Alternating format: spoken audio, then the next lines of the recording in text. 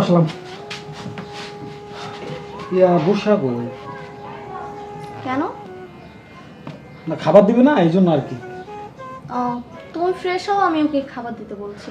এই শোনো, আমাদের বিয়ে হয়েছে 1 বছরও হয়নি, আর এত তাড়াতাড়ি তুমি আমার প্রতি ডিস্টার্ব?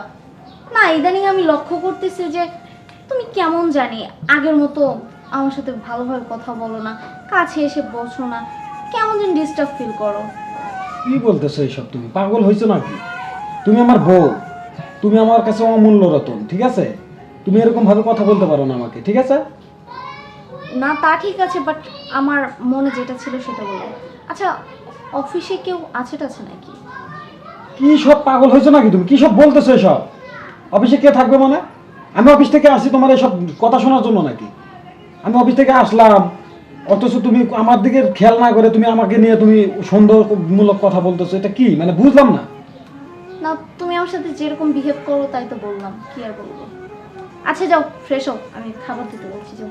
আচ্ছা ঠিক আছে, বুসারে খাবার রেডি করে আমার রুমে নিয়ে আসতে বলো। যাও।